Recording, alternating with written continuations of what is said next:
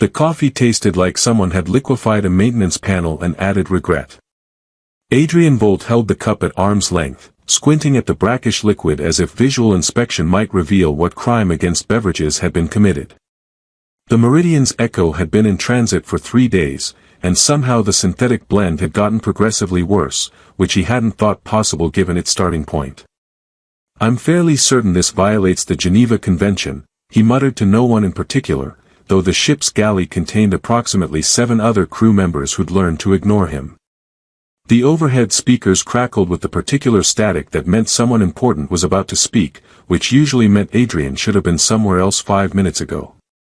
He'd been avoiding the bridge since Captain Reeves had assigned him to what she'd called diplomatic liaison duties, with excessive emphasis on the word duties, as if repetition might make him take it seriously. Adrian had a reputation. It wasn't entirely undeserved. "Dr. Volt to the observation deck." "Dr. Volt, observation deck immediately." The AI's voice held no inflection, which somehow made it sound more irritated than if it had actually been capable of emotion. He abandoned the coffee, no great loss, and made his way through the corridors. The Echo was a mid-range research vessel, all efficient angles and recycled air that always smelled faintly of ozone and someone's leftovers.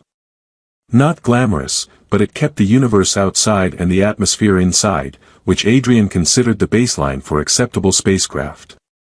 The observation deck occupied the forward section, a semicircular room with transparent aluminum viewports that made it feel like you were standing in space itself. Adrian had always found it pretentious. If he'd wanted to feel small and insignificant, he could have just attended another faculty meeting. What he hadn't expected was the woman standing at the viewport, backlit by the amber glow of Kepler 442's distant star. She wore clothing that managed to look both formal and practical, deep blue fabric with subtle iridescence that shifted when she moved, tailored in a style he didn't recognize. Her hair was dark, pulled back in an intricate arrangement that probably had cultural significance he was supposed to know about. Then she turned, and Adrian noticed her ears. They swept upward to delicate points, longer than human ears, elegant in a way that suggested evolution along a different path entirely. "Lost?" he asked, because his mouth operated independently of his sense of self-preservation. "Crew quarters are aft, though fair warning, the coffee situation is dire. We're talking potential war crime territory." She blinked at him. Her eyes were amber, he noticed, with pupils that contracted vertically in the light. Definitely not human, then, though she could have passed for one at a distance. The ears were really the giveaway. "I am not lost," she said. Her voice carried an accent he couldn't place, vowels rounded in unexpected ways. "I am precisely where I am required to be." "Aren't we all?" Adrian said. "Well, except me. I'm usually required to be somewhere else, which is why I'm here. Spite, mostly." He stuck out his hand in what he hoped was still a universal gesture of greeting. Adrian Volt, xenolinguist, professional disappointment to authority figures. She stared at his hand for a moment too long. Adrian was about to withdraw it, maybe handshakes were offensive where she came from, or maybe she just had standards, when she reached out and grasped it. Her grip was firm, warmer than he'd expected. "Lyareth," she said, and didn't elaborate. "Just Lyareth. Like Cher. Madonna. Very mysterious." Adrian released her hand and leaned against the viewport frame. "So what brings you to the Echo? We're not exactly a luxury liner. Though the views are decent if you don't mind existential dread." Before she could answer, the door slid open with a pneumatic hiss, and Captain Reeves entered with the expression of someone who just discovered their teenager had crashed the car into the neighbor's prized rosebushes. "Dr. Volt," she said with the kind of forced calm that preceded volcanic eruptions. "I see you've met our passenger." "Oh," Adrian said, understanding arriving with the velocity of an asteroid strike. "Oh no." "Perhaps," Captain Reeves continued with a smile that could have stripped paint, "you'd like to introduce yourself properly to Princess Lyareth Vasithri, third in line to the celestial throne and our distinguished guest for this diplomatic mission." "Princess. diplomatic mission. The words rearranged themselves in Adrian's mind into a pattern that spelled catastrophic career setback. I made a joke about the coffee, he said weakly. He compared it to an engine component, Lyreth said. Her expression remained neutral, but something flickered in those amber eyes that might have been amusement. Or homicidal intent. Really could have gone either way. Captain Reeves closed her eyes for a long moment, possibly praying for patience or contemplating jettisoning him out an airlock. Your Highness, I apologize for Dr. Volt's informality. He was supposed to be briefed before your arrival, but apparently, he decided attending breakfast was more important than reading his mission parameters. In my defense, Adrian said, the breakfast was also terrible. Dr. Volt will be serving as your cultural liaison for the duration of our journey to the treaty negotiations at Crossroads 7, the captain continued, speaking over him. He's our foremost expert on ethery linguistic structures and cultural practices, despite his complete inability to demonstrate this expertise through his behavior. Lyreth regarded him with an expression he couldn't read.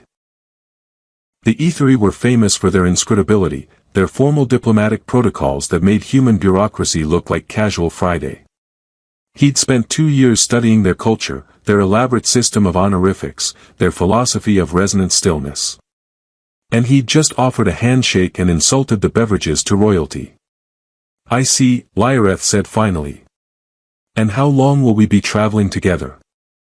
Approximately 9 days to Crossroads 7, Captain Reeves said. Dr. Volt will be at your disposal for cultural questions, translation services, and hopefully, she directed a meaningful look at Adrian, he will remember that this mission has actual diplomatic significance. I'm great at significance, Adrian said. It's my middle name. Adrian Significance Volt. Your middle name is Theodore, the captain said flatly. That's confidential information. Lyreth's lips twitched. Just barely, but Adrian caught it. A crack in the formal facade, microscopic but there. Captain Reeves dispensed a few more instructions, most of which involved implicit threats about Adrian's future employment prospects, before leaving them alone in the observation deck. The door hissed shut, and silence expanded to fill the space between them. So, Adrian said eventually, because silence made him nervous. Princess. That's a lot of pressure. You are not what I expected, Lyreth said. I get that a lot. Usually right before someone requests a different liaison. He shoved his hands in his pockets. Look, I apologize for the informal introduction. In my culture, we believe in making terrible first impressions to set expectations low. Then everything else is a pleasant surprise. Is that truly a human custom? No, it's mostly just me. She turned back to the viewport, and he found himself studying her profile. The ethery and humans had shared a common ancestor somewhere in the distant past, or so the xenobiologists theorized. Parallel evolution on worlds dozens of light-years apart had produced remarkably similar results, with just enough variation to make it interesting. The years were the most obvious difference, but there were others. The way she held herself with perfect posture that seemed effortless, the slight luminescence to her skin that might have been natural or might have been cosmetic. Your captain says you studied our culture, Lyreth said. For 2 years. I can recite the 17 harmonies of greeting and explain the philosophical underpinnings of resonant stillness. I just choose not to in casual conversation because it makes people uncomfortable. Does everything make you uncomfortable, Dr. Volt? Only sincerity and prolonged eye contact. This time she definitely smiled, though it vanished quickly, replaced by that carefully neutral expression. I was told humans value humor highly. That you use it to bond with one another. We use it to cope with the fact that we're insignificant specks in an incomprehensibly vast universe that's mostly trying to kill us. Laughter is cheaper than therapy. The ethery believe in confronting insignificance through meditation and acceptance. How's that working out? She was quiet for a moment. It is what is expected of us. Something in her tone made Adrian pause. Expected. The word carried weight, like a door closing. He'd read about ethery society, the rigid hierarchies, the importance of duty and honor. He'd never really thought about what that might feel like from the inside, to have every action measured against expectation. Well, he said, for the next 9 days, I'm expected to be your cultural liaison. So if you have any questions about confusing human behavior, terrible coffee, or why we insist on making art about our own mortality, I'm your guy. Lyareth turned to look at him fully. In the starlight filtering through the viewport, her eyes seemed to glow faintly. Why do you make art about mortality? Because we're terrified of it and fascinated by it in equal measure. We're a mess of contradictions. It's kind of our thing. You are very strange. You have no idea, Adrian. Adrian discovered that living in close quarters with royalty meant discovering exactly how many ways he could accidentally violate protocol. By day 4, he'd compiled a mental list that included standing too close during conversations, laughing at inappropriate moments, referring to the celestial throne as the big fancy chair, and asking if ethery food ever gave her indigestion. It's a legitimate question, he protested when Lyareth gave him that look, the one that suggested she was reconsidering the entire concept of human-ethery relations. Digestive compatibility is a serious concern in cross-species interaction. They were in the Echo's recreation room, a space that optimistically suggested crew members had leisure time. Adrian had claimed it for what he'd called mandatory cultural exchange, which mostly involved him trying to explain human concepts that didn't translate well into ethery philosophy. Your concern is noted, Lyareth said. She sat with perfect posture on one of the chairs, hands folded in her lap. For days together, and she still hadn't relaxed. Not really. However, our biology is similar enough that... Wait, you're blushing. Are you actually embarrassed about digestive processes? Adrian grinned. That's amazing. You're basically human. I am not, she stopped, pressing her lips together. The ethery do not experience embarrassment over biological functions.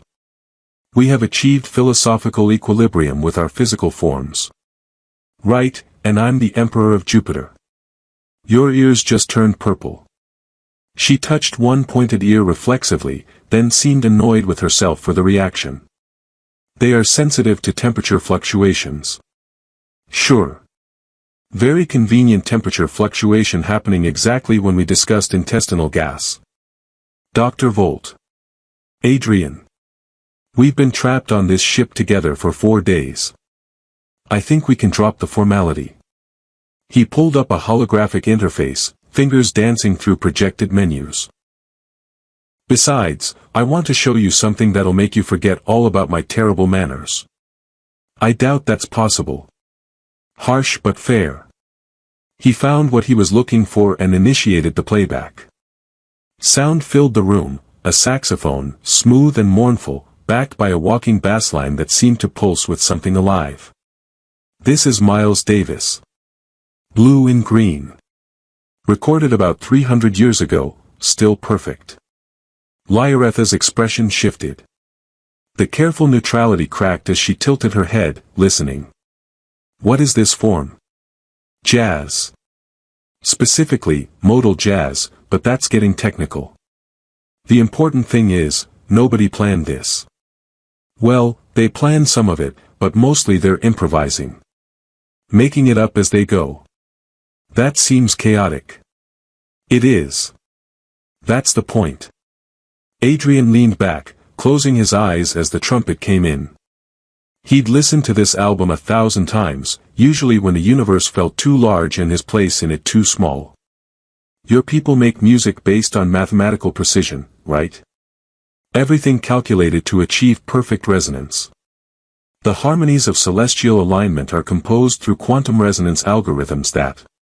Yeah, I read about those. They're technically flawless. He opened one eye to look at her. But do they ever make you feel something you weren't expecting? She didn't answer immediately. The music continued, the piano adding delicate notes that seemed to shimmer in the air between them. When Lyareth finally spoke, her voice was quieter. Our music is designed to evoke specific meditative states. It aligns the listener's neural patterns with optimal frequencies for contemplation. So, no surprises. Surprise would indicate imperfection in the composition.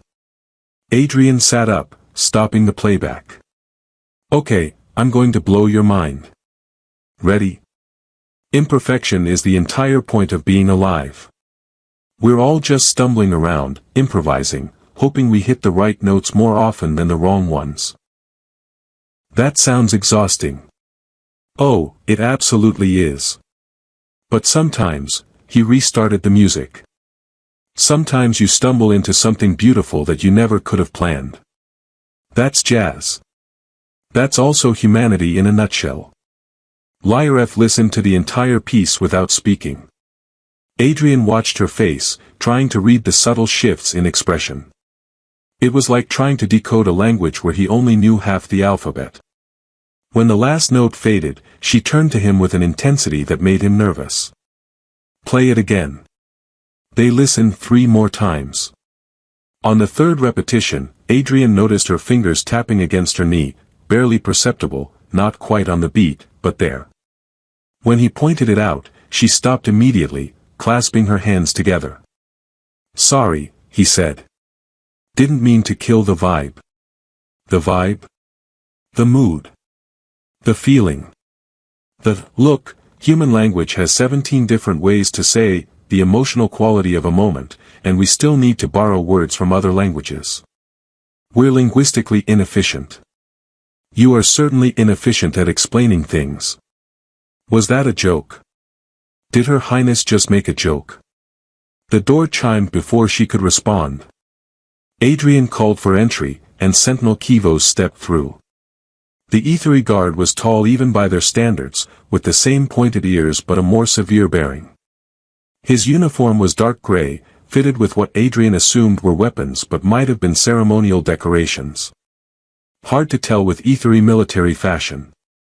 Your Highness, I apologize for the interruption. Kivos spoke in flawless human standard, though his accent was more pronounced than Lyareth's. The captain requests your presence for the hyperspace transition briefing. Of course. Lyareth rose with fluid grace. Thank you, Sentinel. Adrian watched the interaction, noting how Lyareth's entire demeanor shifted. The careful composure locked back into place, the formal bearing returned. It was like watching someone put on armor. After she left, Kivos lingered. He studied Adrian with eyes that missed nothing. You teach the princess about human music. I was trying to. Not sure how successful I was. She listened 3 times. You were monitoring us. I monitor all interactions involving Her Highness. It is my function. Kivos moved closer, and Adrian resisted the urge to step back. She has not requested repetition of any cultural lesson before. Maybe she just really likes Miles Davis. Perhaps. The Sentinel's expression remained unreadable. Or perhaps she finds value in your unconventional teaching methods, Dr. Volt. Is that approval or a threat? Because I genuinely can't tell. Both. Kivos moved toward the door, then paused. The princess has spent her life preparing for duty. Every moment scheduled, every action measured against expectation. This journey is her first time beyond the immediate oversight of the royal court. And you're telling me this why? Because you treat her as though she is simply Lyareth, not Her Highness, not the 3rd succession, not a diplomatic instrument. You are either remarkably foolish or remarkably perceptive. Strong evidence for the first one. Something that might have been amusement crossed Kivos's face. Indeed. Nevertheless, I thought you should understand what you have given her, even if unintentionally. After the Sentinel left, Adrian sat alone in the recreation room, Miles Davis still cued on the holographic interface. He thought about Lyareth's expression while listening, the way she'd let her guard slip just enough to tap her fingers against her knee. 4 days ago, she'd been Princess Lyareth Vas Ethery, untouchable and formal. Now she was someone who got embarrassed about digestion and wanted to hear the same jazz piece 3 times in a row. He pulled up his personal files and started compiling a playlist. If she wanted to understand humanity through music, he'd give her the full spectrum: blues, rock, classical, electronic, everything that made humans human. The good, the bad, the beautifully imperfect.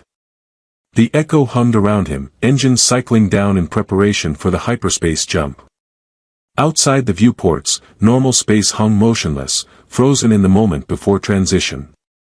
In a few hours, they'd slip between dimensions, traversing distances that should have been impossible, defying physics through mathematics so complex it required quantum processors to calculate. Humanity had conquered the stars through precision engineering and careful planning. But they'd brought jazz with them, which was probably the most human thing imaginable, the stubborn insistence that even in the vast, cold universe, there was room for improvisation, for stumbling into beauty, for making mistakes that somehow turned into art. Adrian added Coltrane to the playlist, then Billie Holiday, then some contemporary quantum synthesis pieces that blended electronic manipulation with traditional instruments. By the time he finished, he'd compiled 4 hours of material. Probably too much. Definitely too much. He cut it down to 90 minutes, focusing on pieces that had made him feel something the first time he'd heard them, songs that had surprised him, that had reached past his defenses and found something genuine underneath. If Lyareth wanted to understand humanity, she might as well start with the honest stuff. The music that admitted humans were scared and small and lost, but refused to stop singing anyway. He saved the playlist under the title, Imperfect Symphony, and sent it to her personal device. Then he sat back and wondered what he was doing, whether this was still just cultural exchange or whether he was starting to care about what Princess Lyareth Vasithri thought, felt, wanted. The ship shuddered slightly as the hyperspace engines engaged. Through the viewport, stars stretched into impossible lines, and the meridian's echo slipped sideways through reality, carrying them all toward whatever waited in the spaces between. Retry T.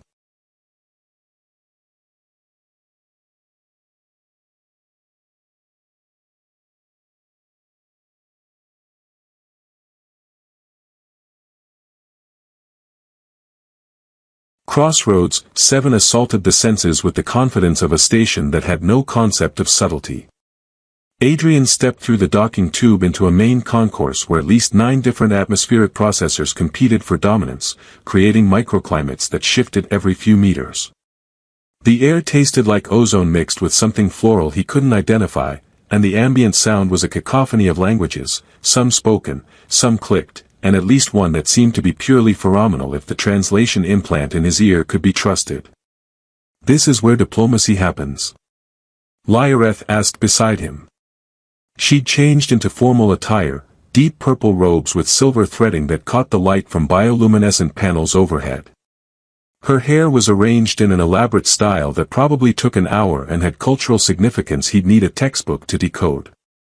"This is where everything happens. Legal trade, illegal trade, treaties, assassinations, really good noodles from that place on level 7. Crossroads is basically organized chaos with a gift shop." A methane-breathing Torquin lumbered past, its environmental suit hissing with each step.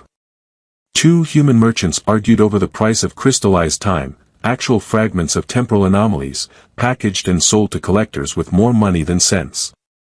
Overhead, holographic advertisements cycled through languages faster than Adrian could track, promising everything from quantum healing to discount starship parts. Sentinel Kivos materialized from the crowd with the unsettling precision of someone who took personal security very seriously. "The diplomatic delegation is waiting in Conference Hall Epsilon. We are already 7 minutes behind schedule." "Fashionably late," Adrian said. "Very diplomatic." "Dr. Volt's concept of fashion is troubling," Kivos replied, eyeing Adrian's jacket, which had seen better decades. They navigated through corridors that branched like neural pathways, passing species Adrian had only read about. A Viridian collective, 3 beings sharing one consciousness, flowed past in perfect synchronization. Something with too many eyes and not enough recognizable features sold what appeared to be bottled emotions from a corner stall. The station's gravity fluctuated slightly with each level, adjusted for whoever had paid the most for accommodation. Conference Hall Epsilon turned out to be less of a hall and more of a converted cargo bay with delusions of grandeur. Someone had installed proper seating and projection equipment, but the walls still bore scorch marks from whatever had been stored there previously. The human diplomatic corps had already assembled, 5 officials in identical gray suits that screamed bureaucracy in 17 languages. Ambassador Whitmore stood as they entered, his smile so professionally warm it could have been factory installed. Your Highness, welcome to Crossroads 7. We're honored to host these preliminary discussions. Lyareth inclined her head with precisely calibrated grace. The honor is ours, Ambassador.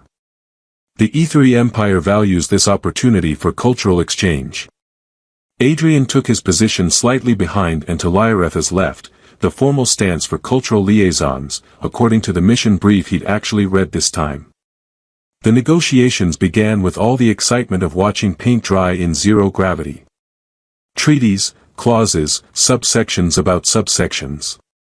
Whitmore droned about mutual cooperation frameworks, while his assistants projected holographic charts that said absolutely nothing in very impressive colors. 20 minutes in, Adrian felt his will to live beginning to negotiate its own separate peace treaty. Lyareth sat with perfect posture, perfect attention, perfectly trapped in her role. He caught himself watching her instead of the presentations. The way she never fidgeted, never showed frustration, never let the mask slip even slightly. Dr. Volt. Whitmore's voice cut through his thoughts. Perhaps you could clarify the linguistic nuances of paragraph 17, subsection 4. Adrian blinked, pulling up the document on his datapad. The paragraph in question was bureaucratic word soup that meant essentially nothing in either language. Right, so the Aetheri phrase, resonant obligation doesn't translate directly to, binding commitment. It's more like, spiritually suggestive duty with wiggle room. Whitmore's smile strained. Perhaps we should consult the official translation matrices. Sure, but those were written by an AI that thinks idioms are a form of malware. Last week it translated break a leg into Viridian as shatter your locomotive appendage and nearly started a war. One of Whitmore's assistants made a choking sound that might have been suppressed laughter.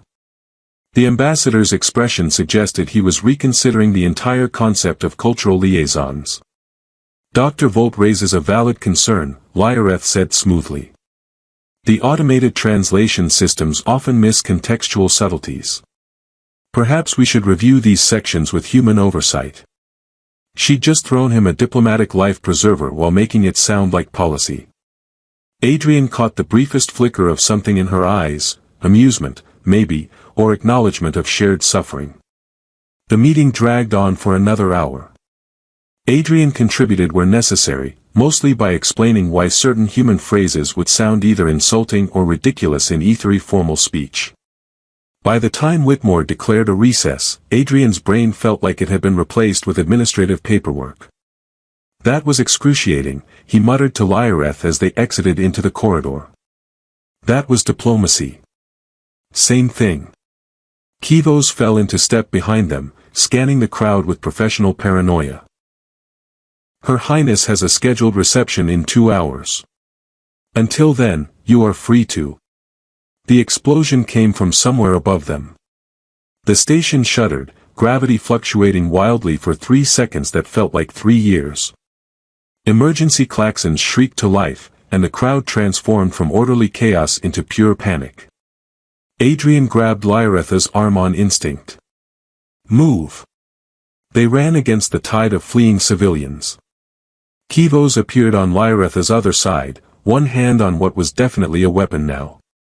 Smoke billowed through the corridors, acrid and chemical. Another explosion, closer this time, and the lights flickered to emergency red. Terrorist attack, Kivos said calmly, as if commenting on weather. Probable target, the diplomatic conference. We need to reach the secure docking bay. That's 3 levels down and halfway across the station, Adrian said. Do you have a better suggestion? Actually, yes. Adrian pulled them into a side corridor marked with warnings about authorized personnel only. Maintenance tunnels. I may have explored them last time I was here when I was supposed to be attending a very boring lecture about trade regulations. You are surprisingly useful in emergencies, Lyreth said. She'd hiked up her formal robes, revealing practical boots underneath. Of course she'd worn practical boots under ceremonial robes. She was full of surprises. The maintenance tunnels were exactly as Adrian remembered, cramped, poorly lit, and smelling like recycled air that had been recycled too many times. They moved quickly through passages marked with symbols that probably meant something to station engineers. Behind them, the sounds of chaos echoed through ventilation shafts. They'd made it 2 levels down when 3 figures emerged from a cross-tunnel. The attackers wore mismatched armor and carried weapons that hummed with badly calibrated energy. One of them shouted something in a language Adrian's implant couldn't parse. Kivos moved with liquid precision. His weapon, a compressed plasma pistol, Adrian's brain supplied helpfully, discharged twice. 2 attackers dropped. The third lunged forward, and Lyreth stepped into the movement. What happened next Adrian's eyes couldn't quite track. Lyreth's hand struck pressure points on the attacker's neck and shoulder in a sequence too fast to follow. The attacker convulsed and collapsed, unconscious before hitting the floor. What the hell was that? Adrian asked. Ethery resonance combat. We manipulate bioelectrical pathways through precise strikes. Lyreth straightened her robes as if she'd just finished a light stretching routine rather than disabling someone with her bare hands. It is considered a meditative practice. Your meditation is terrifying. Thank you. They continued through the tunnels, moving faster now. Kivos took point, scanner active. Adrian brought up the rear, trying not to think about how many ways this could go wrong. His knowledge of the tunnel system was 3 years old, and stations reconfigured regularly. They could be heading into a dead end or straight into more attackers. Left here, he called, recognizing a junction marked with graffiti in 6 languages. Should put us near Bay 14. Should? Kivos asked. I'm working with imperfect information. It's very human of me. They emerged into Bay 14 through a service hatch, surprising a maintenance crew that scattered at the sight of Kivos's weapon. The bay was empty except for a few small transport vessels. No attackers, no explosions, just blessed quiet interrupted by distant alarms.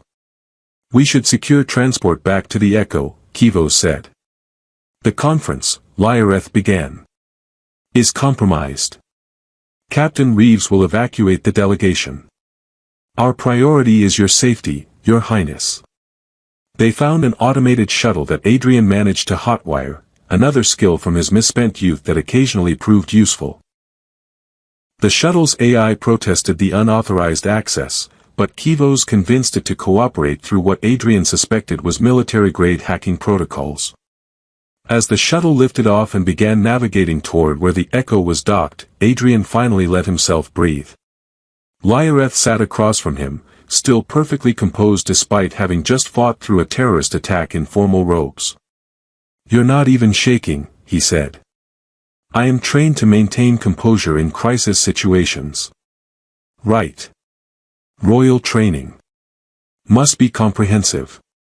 It does not include lessons on following strange humans into maintenance tunnels based on their memory of illegal exploration 3 years ago. Was that another joke? You're getting better at those. She met his eyes, and something unspoken passed between them, recognition, maybe, of what they'd just survived together. Perhaps your influence is detrimental to my diplomatic bearing. Or maybe you're learning to improvise. The shuttle docked with the Echo without incident.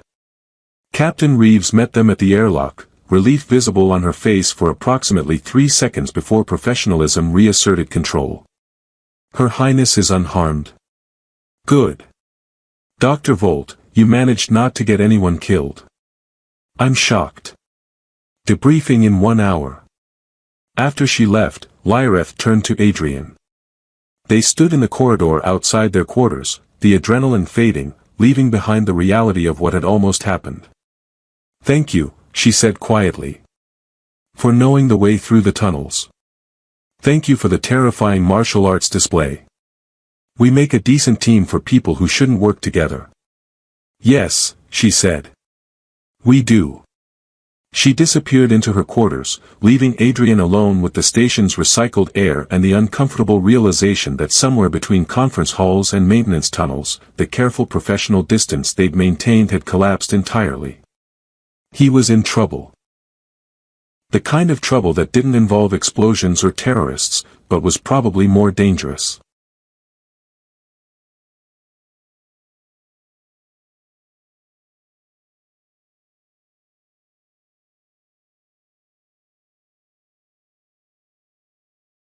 The Meridian's echo left Crossroads 7 in its wake, accelerating toward ethery space with what felt like excessive enthusiasm. Adrian spent most of Day 7 avoiding Lyreth, which was impressively difficult on a ship where you couldn't walk 10 meters without encountering someone you were trying not to think about. He'd taken refuge in the aft observation lounge, a smaller space than the main deck, usually empty because the view was just engine nacelles and the occasional radiation flare. Perfect for brooding, which Adrian told himself he wasn't doing even though he absolutely was. The door opened behind him. He didn't need to turn around to know who it was. He developed an unfortunate sixth sense for her presence over the past week. You have been avoiding me for 2 days, Lyreth said. I've been busy. Research. Cultural liaison stuff. Very important liaison activities. You have been hiding in a room that overlooks engine components. Adrian turned to face her. She'd abandoned the formal robes for something simpler, a fitted tunic in deep green that made her eyes look more gold than amber. Her hair was loose, falling past her shoulders in a way that probably violated 17 royal protocols. I'm not hiding. I'm strategically repositioning myself for optimal contemplation. You are ridiculous. That's the nicest thing you've ever said to me. He tried for levity, but it fell flat. The silence between them had weight now, filled with everything unsaid since they'd escaped the terrorist attack together. Lyreth moved to the viewport, standing close enough that he could smell whatever ether he used for soap, something like frost and distant flowers. Kivos tells me you asked about ethery marriage customs. Research purposes. He says you asked specifically about arranged political marriages within the royal succession. Adrian's stomach dropped. Kivos talks too much. He is concerned. He believes I have become, his word was, compromised. She glanced at him sidelong. He thinks you are a distraction. He's not wrong. No, she agreed quietly. He is not. The admission hung between them. Adrian should have said something diplomatic, something that maintained professional boundaries and acknowledged the impossibility of their situation. Instead, he said, want to see something that'll make you question your entire civilization's approach to art? Her lips quirked. That seems on brand for you. He pulled up his datapad and navigated to a file he'd been avoiding sharing. This is Greek tragedy. Specifically, Sophocles.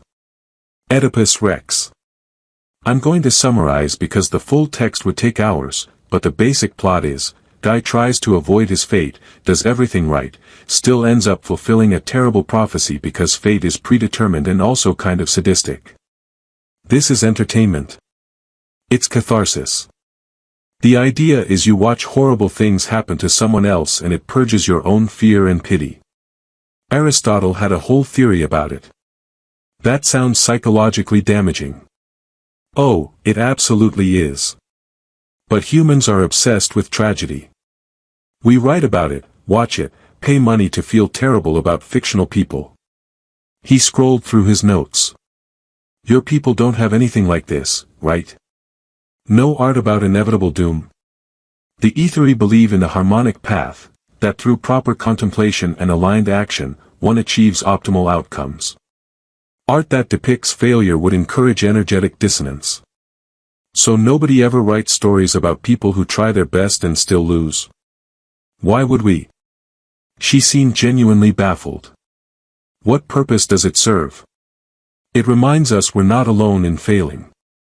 That even heroes and kings and people who do everything right can still end up destroyed by circumstances beyond their control. Adrian set down the data pad. It's weirdly comforting.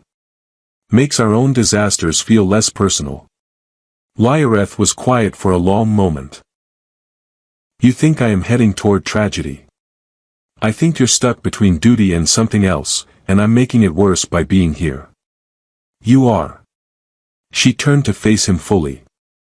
2 days ago, I would have died in that terrorist attack if you had not known those maintenance tunnels. Kivos would have attempted the primary evacuation route, which we learned later was deliberately blocked. Your imperfect knowledge saved my life. Just good luck. No. It was improvisation. It was the very thing you have been teaching me, that perfection is less valuable than adaptability. Her voice remained steady, but something flickered in her expression. I have spent my entire life following the harmonic path. Every action calculated, every word measured, every moment aligned with what is expected of Princess Lyareth Vas Etheri, third succession to the celestial throne.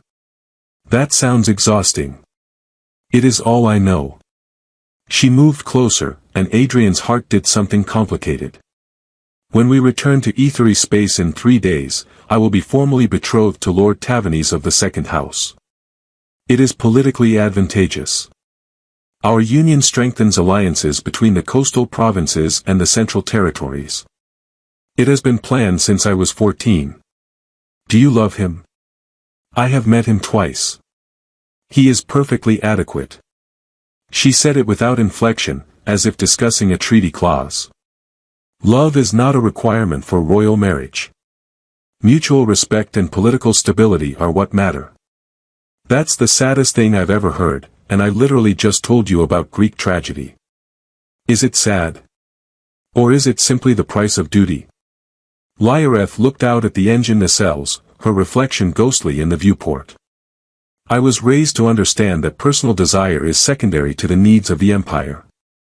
My life is not my own. Adrian wanted to argue, to tell her that was archaic nonsense, that she deserved better than being a political bargaining chip. But he'd studied enough Etheri culture to know how deeply ingrained their concept of duty ran. You couldn't just dismantle someone's entire worldview in a conversation. Okay, he said instead. Tell me about Tavanese. What's he like? She seemed surprised by the question. He is accomplished. A skilled administrator. His planetary governance records are exemplary. He writes poetry in the traditional forms. But? There is no but. He is everything a consort should be. Right. And does he make you laugh? Lyareth turned sharply. That is not a relevant criterion. Seems pretty relevant to me. You're going to spend decades with this guy. Might be nice if he could make you laugh occasionally. You are the only person who has ever made me laugh. The admission came out raw, unguarded. Lyareth looked almost shocked that she'd said it aloud. Adrian felt something crack open in his chest, dangerous and terrifying. That's not true, he said weakly. I'm sure someone. No. She cut him off. My tutors did not make jokes. My companions in the royal court competed for favor through elaborate courtesy.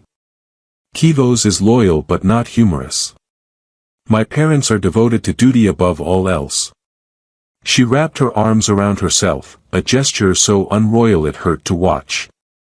And then you compared our first meeting's coffee to a war crime and treated me like I was simply a person rather than a diplomatic instrument. You are a person. Not in any way that matters to the celestial court. Adrian ran his hands through his hair, trying to find words that wouldn't make this worse. Look, I'm not going to pretend I understand what it's like to be you. I'm nobody. A xenolinguist with mediocre academic credentials and a talent for inappropriate commentary. But I know that when you listened to Miles Davis, when you asked to hear it again, that was you. Not the princess, not the diplomatic representative. Just Lyareth, experiencing something new and letting yourself feel it. That is precisely the problem. Her voice had gone quiet again, carefully controlled. When I am with you, I forget to be what I am supposed to be. I ask questions that show uncertainty. I make jokes. I run through maintenance tunnels in ceremonial robes. You make me want things I cannot have. What things? She met his eyes, and the vulnerability there nearly destroyed him. Choice. The freedom to decide my own path. The possibility of, she stopped, shook her head. It does not matter. In 3 days, we reach ethery space. You will return to your research. I will fulfill my obligations. This will end. Does it have to? Yes. The word came out firm, final. Because I am not strong enough to maintain this distance while you remain nearby. Because every moment I spend with you makes it harder to remember why duty matters. Because you have shown me what it feels like to be seen as myself, and I cannot unknow that. Adrian wanted to close the distance between them, to say something that would fix this impossible situation. But there was no fix. She was royalty, bound by obligations that predated her birth. He was a temporary liaison on a temporary assignment. In 3 days, she'd return to her world of harmonics and hierarchies, and he'd go back to studying cultures he'd never fully understand. For what it's worth, he said, I think Tavanese is an idiot. Anyone who gets to spend time with you and doesn't make you laugh is wasting an extraordinary opportunity. That is not how political marriages work. Maybe that's the problem with political marriages. She almost smiled. Almost. You would have us overturn centuries of tradition because of laughter. I'd have you overturn it because you deserve to be happy. But I'm biased and also probably overstepping like 17 boundaries. 18, by my count. She moved toward the door, then hesitated. Adrian. He loved how his name sounded in her accent, the way she rounded the vowels. Yeah. Thank you for teaching me about improvisation. And jazz. And Greek tragedy. And all the messy, imperfect things that make humans human. Her hand rested on the door control. I will remember them when I am being perfectly adequate with Lord Tavanese. The door slid shut behind her, and Adrian was alone with the engine nacelles and the weight of everything he couldn't say. 3 days until they reached ethery space. 3 days until she stepped back into her predetermined life and he lost the only person who'd ever made him want to be something more than professionally detached. He pulled up the Greek tragedy file again, scrolling to his favorite quote from Sophocles, how dreadful knowledge of the truth can be when there's no help in truth. The ancient playwright had really understood how the universe worked. Sometimes you could see disaster coming and be completely powerless to stop it. The silence had lasted an hour. Adrian counted, because when you were trying not to think about something, your brain helpfully tracked exactly how long you'd been failing at it. They sat in the forward observation deck. Somehow they'd both ended up there without planning it, drawn by the view of ethery space spreading before them like a promise or a threat. The border station hung in the distance, all elegant spirals and bioluminescent markers that pulsed with mathematical precision. Beyond it, Lyaretha's homeworld waited. She'd been staring at those lights without speaking, hands folded in her lap, every inch the perfect princess except for the way her jaw was set, like she was holding back words that might escape if she wasn't careful. Adrian broke first. He always did. So, he said. This is it. Lyareth didn't look at him. Yes. You'll go back. Marry Lord Perfect Administration. Live a life of exemplary duty and optimal harmonic alignment. That is the plan. Great plan. Very harmonious. I'm sure you'll be completely fine and not at all slowly suffocating under the weight of everyone else's expectations. Now she turned. What would you have me do, Adrian? Abandon my responsibilities? Disappoint my family? Destabilize political alliances because she stopped, pressing her lips together. Because you what? The silence stretched again. Outside, the echo drifted closer to the border station, engines cycling down for the final approach. In an hour, maybe less, Lyareth would disembark. There would be formal ceremonies, official welcomes, and she'd disappear into the machinery of ethery politics. Am I too strange for you, human? The question came out trembling, barely above a whisper, like she'd been carrying it for days and finally couldn't hold the weight anymore. Is that why you have been avoiding me? Because I am too bound by duty, too formal, too alien in the ways that matter? Adrian stared at her. What? You have been distant since Crossroads, 7. Polite but removed. I thought perhaps you had realized that someone like me, someone who cannot even choose her own future, her voice cracked slightly. Am I simply too strange? Too much a princess and not enough a person? The question hung between them, vulnerable and raw. Lyareth looked terrified, bracing for rejection, for confirmation that she was right to return to her predetermined life because no one would want the reality of who she was beneath the title. Adrian laughed. It burst out of him before he could stop it, not mockery but pure, overwhelming relief. He laughed until tears gathered in his eyes, until Lyareth's expression shifted from hurt to confusion to something that might have been anger. You think, he tried to catch his breath. You think you're too strange for me? I fail to see what is amusing about. Lyareth, you're perfect. The words came out too honest, too raw, but he couldn't stop them now. Strange just means real. It means you're not some diplomatic construct or a perfectly calculated political instrument. It means when you listened to jazz 3 times because it surprised you, when you made a joke about my terrible explanations, when you fought through a terrorist attack in ceremonial robes, that was you. Actually you. She froze, amber eyes wide. I do not understand. I've been avoiding you because being near you hurts. Because every time we talk, every time you almost smile, every time you let your guard down for 5 seconds, it makes it harder to accept that he checked the chronometer. 47 minutes, you're going to walk onto that station and out of my life forever. Oh. Yeah. Oh. He turned back to the viewport, to the lights of her homeworld beckoning. So no, you're not too strange. You're not strange enough. You're extraordinary, and Lord Tavanese is an idiot who doesn't deserve you, and I'm deeply unprofessional for saying any of this. The silence that followed felt different. Charged. Like the air before a storm or the moment before a jump to hyperspace when reality hadn't quite decided which way to bend. No one has ever called me perfect for being myself, Lyareth said quietly. Only for fulfilling my role flawlessly. Then everyone you've ever met is an idiot. That includes you. Especially me. I'm the biggest idiot here. Adrian ran his hands through his hair.